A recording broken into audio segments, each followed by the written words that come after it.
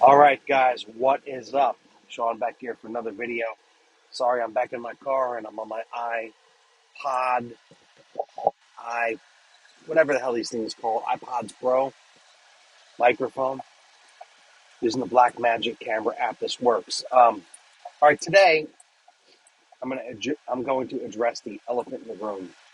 Now, a scandal just came out where they seem to have caught the Eagles running tracks, pre-recorded vocals, things like that, behind them. Now, I hate to be the one to break this to you.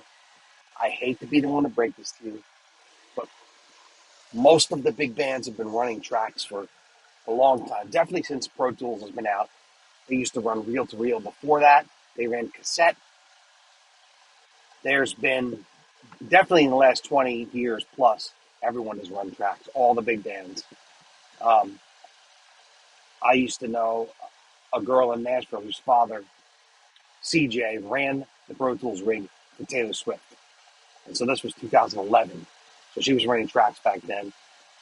I know somebody at Tour Support who put together tracks rigs for bands. He put rigs together for all the bands you could think of, plus Motley Crue and Kiss, as we know. My sound man for a time was front of house sound man for Journey. They ran tracks. They called tracks Elvis, ticketing vocals, background vocals, things like that.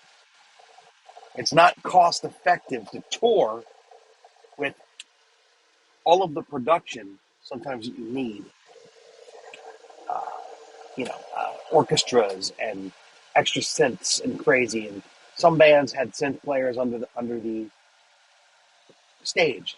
Some bands had them on tracks behind them. Pink Floyd had tracks. And Def Leppard had tracks. Pro Tools. Bands have been touring with tracks forever. It just hasn't been talked about. That doesn't mean that they're not playing their instruments. It's the same thing with running backing track shows on a local level. If you see people faking singing, therein lies the problem. Now, that's what Don Henley has been accused of doing. So,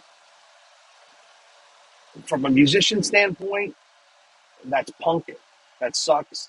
I can understand why somebody at 77 years old who probably can't sing a high tenor, clear desperado and things like that anymore because of biology would run a thicken their vocals out or maybe run tracks.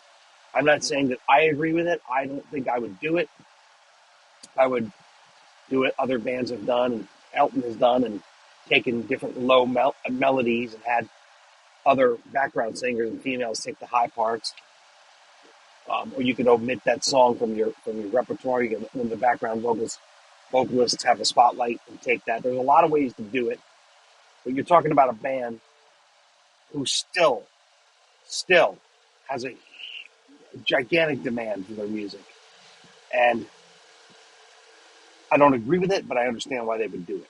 As far as just running tracks in general, thickening background vocals, that's just been commonplace. Well, for common since the 80s, very common in the last 30 years, and pretty much par for the course in the last 20, 24 years. At least since, well, we had a Mix Plus Plus Pro Tools system in the late 90s, about $150,000 system, but you could have racked that up and taken that on the road, and a lot of bands did. So that's the dirty little secret that most people don't know. And I'm going to tell you another dirty little secret. Uh, the people don't care. Okay? The audience wants to be entertained. It's that simple. They don't care if there's thickening tracks going. They don't care if Keith Urban is not even touring with a full-time drummer anymore, like he wasn't for a while. I don't know what he's doing now because I don't pay attention to his bullshit music anymore. Yeah, I don't like him. I don't like his music. It's just, it's pop bullshit now. I used to like it. But, Chris McHugh, great drummer, used to tour with him forever. He stopped touring with him, and they had some, pop fucking drum loops going on in the background. They had like a trap kit that some of his other musicians jumped on. and they mostly just had it on Pro Tools. And even when I saw him and lived in Nashville, he had parts on tracks. He had fiddles on tracks, and he had no fiddle player. This is common in the music industry. This is not common in the jam band industry, where bands are renowned for touring and playing everything live. It's a whole different subject. It's a very purist thing, and I get it. But most people, the concert going public, couldn't care less if bands run tracks. The people who pay to see the Eagles don't care. They're paying to see the Eagles, and they're paying for the experience. And as long as it sounds good, because music is an oral, it's an oral art. It's a listening art. People are entertained through their ears first. Uh, Live, it's iffy. Depends on the band, but a lot of times it's theatrical, and people are also entertained visually. The Eagles have never been a particularly visual band, so for them, they've always been a very spot on band that focuses. When Glenn Fry was alive, he was renowned for driving them to get those harmonies perfect and focusing on live performance. So I don't think, were he still alive, he would have been down with running tracks. But he's not alive anymore, and it's not his show. So it doesn't surprise me that they run tracks. It's it's not rare. It's not weird. It's also not looked down upon in the industry, and that people are still buying a lot of tickets. All right, that's the dirty little secret. Most big bands run tracks.